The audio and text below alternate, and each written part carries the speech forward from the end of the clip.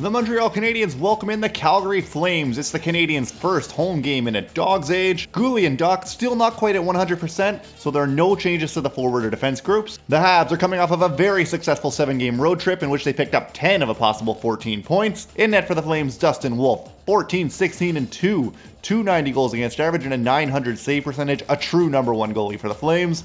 And in net for the Canadiens, Jacob Fowler, rookie sensation, 3-2 and 2, 257 goals against average and a 903 save percentage. Montreal comes out firing early with the Suzuki line. They get 3 shots on goal in their first shift. The Flames do respond though after an Alexandre Carrier turnover. Fowler, very solid though, makes a nice save on that 3-on-1 opportunity and swallows it up. Montreal controlled the pace of play and generated the majority of chances early in this one. Calgary's shots came from the perimeter and were not very threatening at all. The Habs tried a few times to get off one-timers from the high slot. A couple were blocked, but a few got through, and Wolf made a really nice save, particularly on Caulfield. A heads-up play by Matheson sprung Beck on a partial break. Beck was able to beat Wolf, but not the post, and it was the Canadiens' best chance so far in the game. And the Habs continued to make a point of attacking the high slot with the second line. Juraj Slafkovsky got a couple looks, and Wolf again turned the Canadiens aside. Wolf, 100% the Flames MVP through the first period. Montreal continued to maintain the majority of the possession in this one and had the lion's share of the scoring chances. In fact, aside from a pair of chances off the rush, the Flames generated almost nothing of substance throughout the entire period. Arber Xhekaj really stood out for the Canadiens. It might have been his strongest period of the season. He made some really nice defensive plays. He threw a couple big hits. He had a couple shots on goal. But things get a little bit dicey near the end of the period as Jayden Struble gets called for roughing at the end of a scrum. The Flames get an opportunity to put one on the board late and sneak out of the first with a very undeserved lead, but the Habs penalty kill does a solid job preventing zone entries, and Jacob Fowler comes up with a few strong saves to end the period. The Habs survive the PK and they get into the intermission tied at zeros.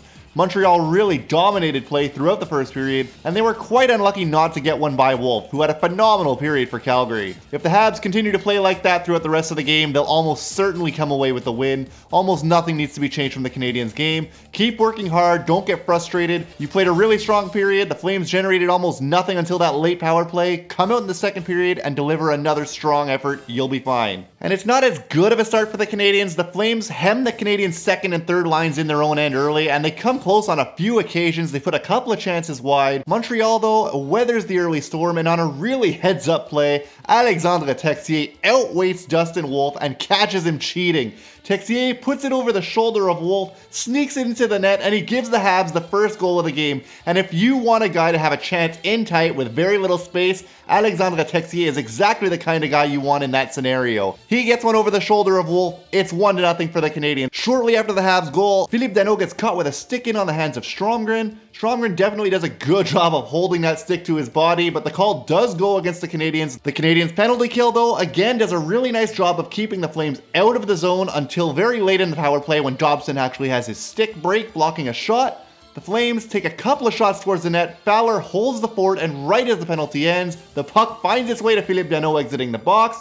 Danault displays great patience as he enters the zone. He puts a shot on net. It's initially stopped, but the Canadiens dig the puck out, find Danault open in the corner, calling for the puck. Danault spies Lane Hutson, who has space. Lane Hutson rips a shot on net. It beats Wolf, and the Canadiens score their second goal of the game. It's the second game in a row that Lane Hutson scores. Doubles the Habs lead to 2. It's the first time Lane Hutson's ever scored in back-to-back games, and the Canadiens are finally seeming to give themselves some breathing room against this Flames team. Montreal has been the better team by far throughout the first part of this one, and this is a very deserved 2-0 lead. And the Habs waste no time in extending their lead. Kapanen and Slafkovsky, both of them outwork Flames defenders. They forced a turnover right in front of Wolf. Slafkovsky has the first chance.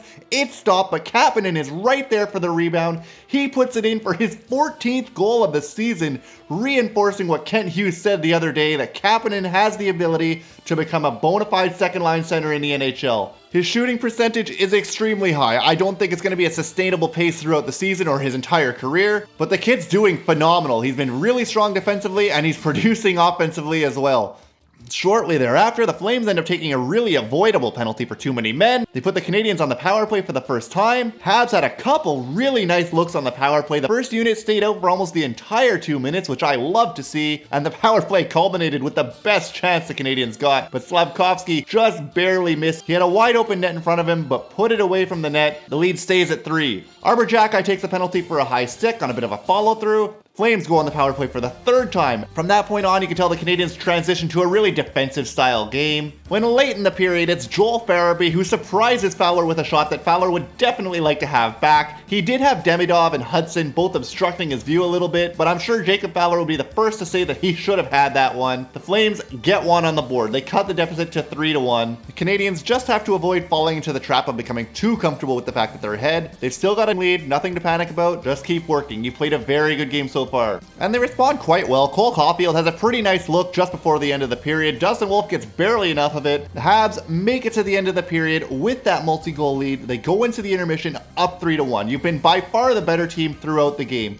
The Canadiens were outshot in the second period, but that was the effect of being ahead for most of the period, as well as giving up multiple power play opportunities to the Flames. The third period for the Canadiens will just be about maintaining focus, not getting too comfortable with their lead, continuing to push offensively, not allowing the Flames to just pepper the net with shots, and making smart decisions on the forecheck, not pinching when you don't need to. Just making good decisions will really be the determining factor in if the Canadiens can bring home this win. So the Habs went into the third period, and they did start it off a little bit slowly. They were clearly still dedicated to delivering a solid defensive performance and waiting for their chances on the counterattack and attacking intelligently. The fourth line delivered a really impressive shift with a great forecheck. They got a couple shots towards net, and that shift was followed up by a brilliant display of hand-eye coordination by Cole Caulfield. Alexandre Texier sent a pass across the ice to Cole Caulfield, and from midair, Cole Caulfield knocked it down, put it right into his wheelhouse, dragged his stick back, fired a laser of a wrist shot on net, and gets it by Wolf to restore the Canadiens' 3-goal lead. They go up 4-1. It's Caulfield's 21st of the season. It was an absolute beauty of a goal. And with the assist on the play, Alexandre Texier actually ends up with his first ever 3-point game. The Canadiens use that Caulfield goal to keep putting pressure on the Flames and defend the lead by attacking. They keep putting shots on Wolf. The crowd is loving it. At one point, they were just screaming, ole, ole. They had about a 5-minute wave going through the crowd. And Fowler kept making the saves that he needed to make on the rare occasions where he was tested. The Habs forecheck remained tenacious despite leading by 3 goals. Slavkovsky and Demidov just made Mackenzie Weegar's life a nightmare on one shift in particular. They picked the puck off of his stick 2 or 3 separate times. You could just tell Weegar was going to have nightmares of those two tonight. The Canadiens did give the Flames a bit of a chance to get back into this one. Gallagher took a really silly slashing penalty, and it just furthers my belief that he needs to come out of the lineup when the Canadiens finally do get healthy. But the Flames get their 4th chance on the power play, and again do nothing with it. The Habs PK steps up brilliantly. Joel Veleno actually breaks away. He gets hooked in the process. His shot goes wide, but it ends the Flames power play on the spot. The teams go to 4-on-4 for a few minutes before the Habs get a shortened power play. And from that point on, the pace of the game really started to wind down as the clock began to run out on the Flames. There were a couple chances that went in either direction, and then the Flames did get a nice 2-on-1. Kadri had a ton of space. He's able to pick his spot, puts it by Fowler, cuts the Habs lead to 4-2 with just 4.5 minutes. The Flames have life, but just a few seconds after that goal, Marty St. Louis says, no, that was offside. He challenges the play, quickly reviewed, and the refs determine, yes, this one was absolutely offside. The goal comes off the board. It's nice to see one go the Canadiens' way for a change. So the Habs lead stays at 3, and that was pretty much it. Both sides just skated out the last 5 minutes or so of this one, with the Habs getting a few more chances, and the Canadiens win convincingly in their first game at home in 2026, their first game at home after that lengthy Christmas road trip.